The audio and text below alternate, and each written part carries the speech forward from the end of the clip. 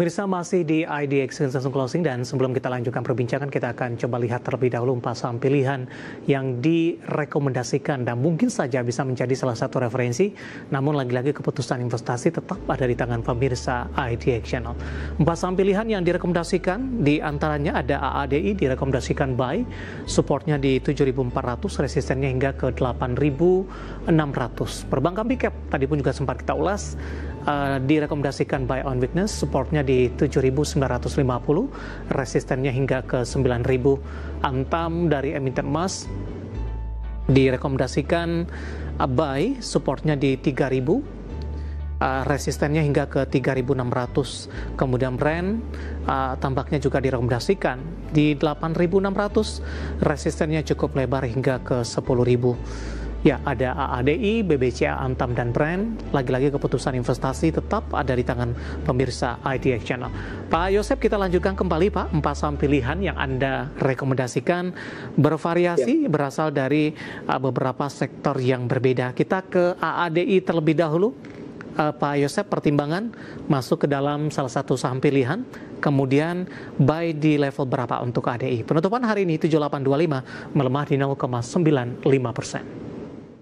Untuk ADI sendiri ini kalau misalnya melihat dari harganya sendiri ini udah bergerak sideways cukup panjang, udah cukup lama, tapi di periode sideways ini itu terlihat baik dari investor asing ataupun kalau misalnya kita lihat dari market maker secara broker summary, kita melihat transaksi pemain besarnya itu mengindikasikan adanya akumulasi. Jadi ini pergerakan cukup menarik, harganya juga belum kemana-mana. Dan satu lagi kalau misalnya melihat dari ADI, ini kan kita memasuki sepertinya era di mana saham-saham dari saham-saham yang cukup konvensional lah ya, perusahaan-perusahaan yang bisnisnya jelas, yang tidak mengejar growth story yang macam-macam, itu terlihat diapresiasi nih harganya. Nah ADI ini kalau misalnya melihat dari sektor batu bara, dibandingkan peer-nya ini salah satu yang paling murah.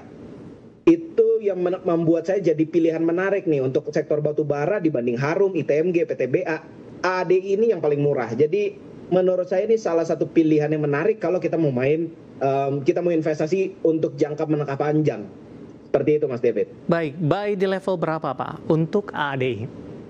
Kalau untuk ADI buy di level 7.000 ini di level 7.500, dari 7.800 sampai 7.500 itu menurut saya level buy-nya mungkin yang bisa diperhatikan. Supportnya itu di 7.200, ya targetnya seperti yang tadi udah di ini deh. Kalau harganya sih di level 7.800 sampai 7.500. Baik, targetnya tadi di 8.600 Pak, range pergerakan support dan target cukup lebar ini. Seperti apa analisis dan pertimbangannya untuk penetapan dari resisten dari ADI? Kalau dari resistennya sendiri ini kan akumulasinya cukup besar, dan kalau kita melihat secara teknikal itu di Februari 2025 ini memang ada resisten di 8.600. Jadi ini beberapa kali kalau misalnya bahas secara support dan resisten based on technical ya, di 8.600 itu level support yang cukup, ya menurut saya achievable lah, melihat dari akumulasinya sekarang juga. Itu target sampai kapan Pak Yosep? Kalau untuk jangka menengah panjang Mas David, sampai akhir tahun lah kalau 8.600. Baik, penutupan hari ini ADI di 7.825 melemah di 0,95%. Dari ADI kita beralih ke saham pilihan selanjutnya dari perbankan big cap, ada BBCA. Tadi pun sebenarnya juga sempat kita ulas pemirsa, tapi kita akan coba review lagi ini untuk BBCA bagi para pemirsa yang belum melihat analisis dari BBCA di segmen sebelumnya. Buy on weakness di level berapa untuk BBCA, Pak Yosep? Di level 8.200 sampai level 8.100 itu menurut saya level buy on weakness-nya bisa di level penutupan hari ini sampai 8.100 sampai 8.000 itu masih oke lah untuk buy on weakness, karena memang melihat inflow dari investor asingnya ini cukup besar. Ini jauh berbeda dibandingkan 3 bank Andra Danantara, BRI Mandiri dan BNI yang inflow-nya sepertinya belum terlalu besar, tapi BCA inflow-nya 2,5 triliun dari awal pekan ini. Baik, sudah menutupi Pak dari posisi net sell asing terhadap BBCA secara year to date? Secara year to date sepertinya belum. Kalau secara year to date kan besar banget itu. Jadi masih belum, tapi ini inflow-nya sudah mulai besar lah. Setidaknya beberapa di inflow di pekan ini kayaknya paling besar mungkin dibanding bulan Maret, terbesar sejak bulan Maret. Oke, baik. Artinya sudah ada sinyal positif begitu ya Pak di Iya, BBCA betul. di tengah masih tingginya net sell asing secara year to date untuk BBCA. Target ke 9.000, target sampai kapan Pak? Dan peluang mungkin menembus ke level tertinggi kembali cukup sulit sampai akhir tahun? Kita coba manfaatin momen window dressing lah. Kalau untuk saham seperti ini kan memang ini hampir semua fund manager pasti di portofolionya ada BCA. Jadi ini memang keperluan dari banyak fund manager nih untuk window dressingkan saham BCA. Jadi akhir tahun lah 9.000 ini menurut saya achievable. Baik, sampil yang kedua ada BBCA Buy on Weakness 7950, resisten tadi hingga ke 9.000, dan lagi-lagi keputusan investasi tetap ada di tangan pemirsa ITX Channel. Kita beralih ke saham pilihan yang ketiga Pak, dari emiten emas ada Antam. Anda juga rekomendasikan buy, supportnya di 3.000, resisten hingga ke 3.600. Sementara di penutupan perdagangan di sesi kedua hari ini, posisi Antam ditutup melemah di 1,88% di 3.130. Tapi dari sisi sebelum kita bahas dari sisi teknikal Antam, Pak Yosep, bagaimana Anda melihat pergerakan dari harga emas yang hari ini mencoba untuk bangkit setelah mengalami koreksi yang cukup dalam dan hari ini kembali tampaknya ke level 3.100-an? Kalau untuk saham, bukan saham ya, komoditas emas, nih saya tekankan untuk komoditas emas sendiri, sebenarnya selama tren dedolarisasi yang terjadi di hampir di banyak negara di dunia ini masih berlangsung, saya pikir komoditas yang memang menjadi pilihan paling aman dan paling diterima sama banyak negara ya emas. Jadi selama tren itu masih berlangsung, menurut saya tren harga emas, balik lagi harga komoditas emas itu masih sangat mungkin berlangsung nih, tren naiknya harga komoditas emas ini. Dan itu yang membuat saya cukup optimis saham-saham yang memang gold related seperti Antam, Aman Mineral, itu akan ikut terimbas dari optimisme orang terhadap naiknya harga komoditas emas ini. Jadi itu yang menurut saya mendasari pertimbangannya. Walaupun kalau misalnya kita ngelihat lah harga komoditas emas ini mulai terkoreksi nih beberapa hari terakhir ya, wajar lah kan, saham juga mengalami koreksi juga kan. Komoditas pun seperti itu, ada waktunya koreksi juga. Tapi selama tren besarnya ini masih terus mengarah ke sana, menurut saya masih besar kemungkinan inflow dari investor asing ini juga mengalir. Jadi ibaratnya kalau misalnya udah nggak bisa ngejar harga komoditas emasnya, investasi di saham-saham yang gold related itu bisa ikut membuat kita bisa memonetize kenaikan harga komoditas emas. Baik, buy di level berapa Pak untuk Antam dengan posisi pelemahan hari ini di 3130 Pak Yosep? Kalau untuk Antam di level sekarang itu menurut saya level penutupan ini cukup oke, dengan support di 3.000 itu cukup, menurut saya masih relatif aman lah untuk trading, dan target di 3.600. Perlu diingat Antam ini all time high-nya tuh masih cukup jauh ya, ini di 2007 itu all time high-nya Antam pernah 4.000-an kalau nggak salah. Jadi ini all time high-nya sendiri itu masih jauh. Jadi hopefully ada room to grow yang lebih lebar untuk Antam. Baik, kalau dari sisi support tadi Pak, 3.000 masih dalam posisi yang kuat untuk supportnya? Kalau menurut saya di level 3.000 itu level support yang kuat tuh di 3.000. Baik, penutupan hari ini di 3.130, melemah di 1,88%. Kita beralih ke saham pilihan yang terakhir Pak Yosep, dari grup Prayogo Pangestu ada Brand.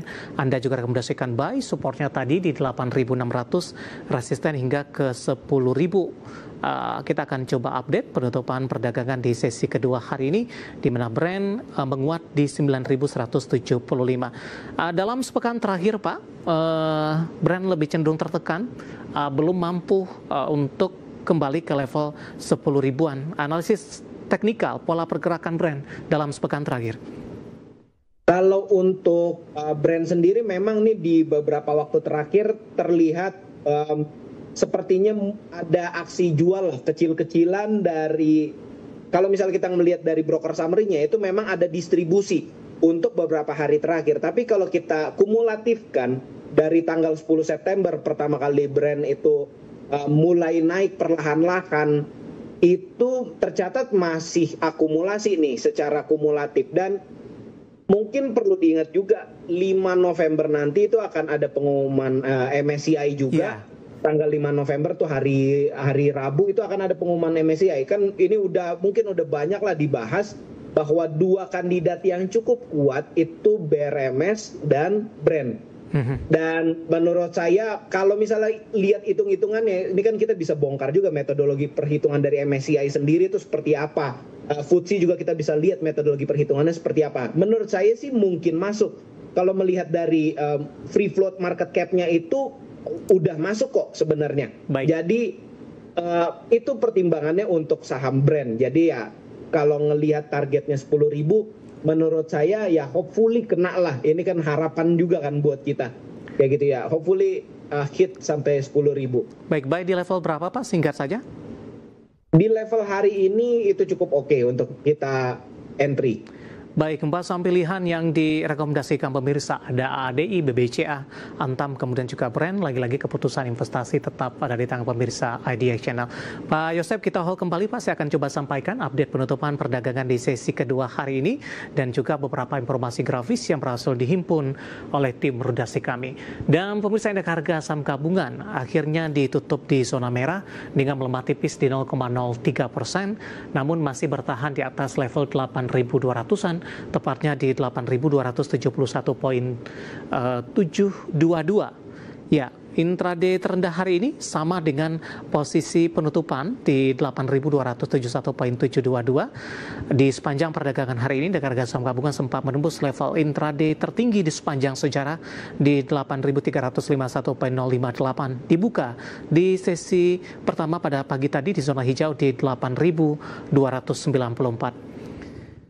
Beralih ke grafis yang pertama, pemirsa, kita akan coba lihat posisi penutupan beberapa indeks lainnya di tengah pembalikan arah indeks harga saham gabungan di sesi kedua hari ini. MNC 36 menguat tipis di 0,04%, Jakarta Islamic Index melemah di 0,55%, sementara LQ45 melemah tipis di 0,01%, mengikuti pola gerak dari indeks harga saham gabungan dan masih bertahan di atas level 800-an pemirsa.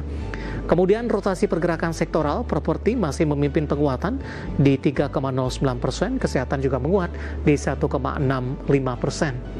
Sementara sektor teknologi melemah di 2,43%, barang baku juga melemah di 1,30%. Beralih ke grafis selanjutnya, saham-saham yang hari ini yang tetap bertahan di zona hijau di tengah pemangkasan penguatan indeks harga saham gabungan. BMRI ditutup menguat di 4.550 transaksi hingga 1,6 triliun rupiah. BBNI juga menguat di 4.370. Unilever hari ini melesat di 2.530. CBRE juga menguat di 1.570. CBRE tadi kita sampaikan aksi korporasi secara fundamental. Kemudian kita beralih ke grafis yang terakhir, saham-saham yang hari ini menjadi pemberat untuk indeks harga saham gabungan. Ada JAR sempat naik signifikan, hari ini mengalami koreksi di 4.520. TB juga tertekan di 2.700. Barang baku BRMS melemah di 880, sudah meninggalkan level 900-an. Sementara Telkom hari ini juga berbalik melemah, salah satu menjadi pemberat di Rp3.290 per sahamnya. Updatean di penutupan perdagangan di sesi kedua dan semoga bisa menjadi referensi untuk Anda, terutama dalam menghadapi perdagangan di minggu depan. Kita akan jeda kembali dan tetap di tempat Anda. Nanti kita akan lanjutkan kembali dengan beberapa topik yang menarik dan pemirsa kami akan segera kembali sesaat lagi.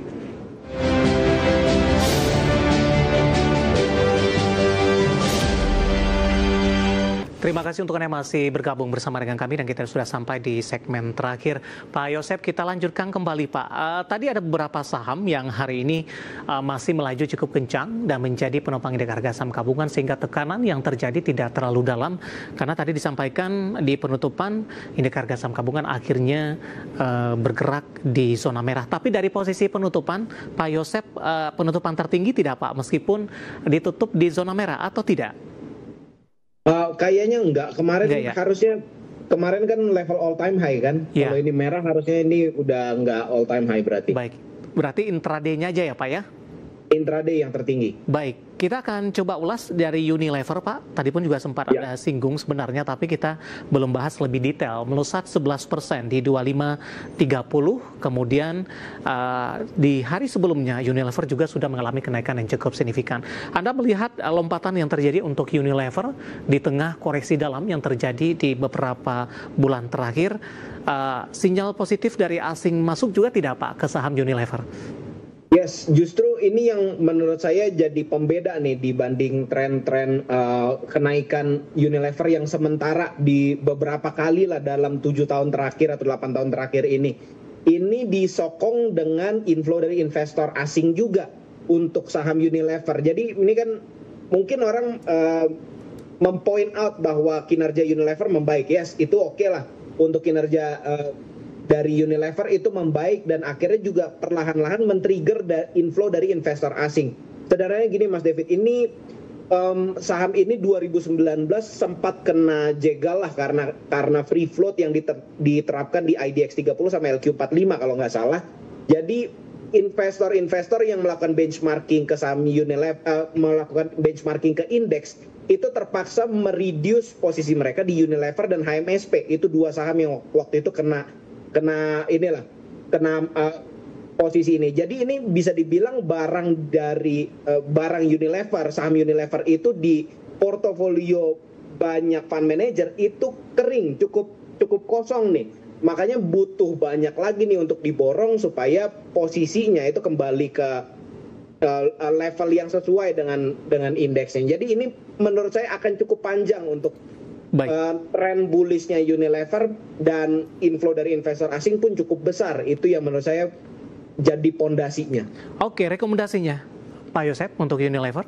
Untuk Unilever kayaknya kurang bijak juga ya langsung beli di awal pekan. Ini kita tunggu koreksi-koreksi dulu lah. Tidaknya di level 2200, 2300 itu bisa jadi level entry yang bisa kita perhatikan karena ini kan naiknya udah signifikan. Hari ini naik 12%, 2300 itu menurut saya bisa jadi momentum lah kalau misalnya buat yang nggak punya saham Unilever. Tapi buat yang udah punya mungkin bisa dipertimbangkan buy di level yang sama juga. Di 2.300-an. Baik, penutupan hari ini di 2.530 melesat di 11,95%. Dari Unilever kita beralih ke ICE Pak. ICE juga kalau kita flashback penguatannya juga cukup signifikan Pak. Cukup sulit beberapa bulan yang lalu ICE untuk menembus di atas level 5.000-an. Namun saat ini sudah menembus di 6.600-an. Pak Yosep, analisis Anda untuk Astra International? Astra International sama lagi balik, ini saham yang majority free float-nya itu dikendalikan sama investor asing dan inflow dari investor asing itu dari mungkin sekitar akhir bulan Juni nih 23-24 Juni sampai dengan sekarang itu inflow dari investor asing itu sangat besar. Jadi menurut saya wajar kalau misalnya melihat Astra bisa naik signifikan. Justru kalau misalnya mau nangkap momentum misalnya agak ketinggalan nih di Astra naiknya udah signifikan. Bisa lihat di anak perusahaannya Astra Agro Lestari itu flow-nya bahkan kalau misalnya melihat relatif lah ya kita nggak bisa samain inflow-nya sama dengan Astra, pasti Astra lebih besar. Inflow-nya ini secara kumulatif cukup oke dan bahkan semakin konsisten semakin besar. Oke, langsung saja Pak, rekomendasinya singkat saja Pak Yosep. Buy-nya mungkin di level 7.700 itu bisa jadi supportnya dan target ya di 8.400 lah. Baik, penutupan hari ini di 6.575 menguat di 3,95%. Pak Yosep, waktu kita cukup terbatas, pembahasan tadi tampaknya sekaligus mengakhiri kebersamaan kita untuk kali ini. Pak Yosep, terima kasih sudah bergabung. Sehat selalu Pak Yosep. Sehat selalu Mas David, thank you. Ada Bapak Yosef Gametua, founder of Namura Fund. Dan pemirsa jangan lupa saksikan program Prime Market Highlight yang akan tayang pada pukul 20 waktu Indonesia Barat. Karena urusan masa depan harus terdepan, aku investor saham. Saya David San Oval pamit undur diri. Sampai berjumpa kembali.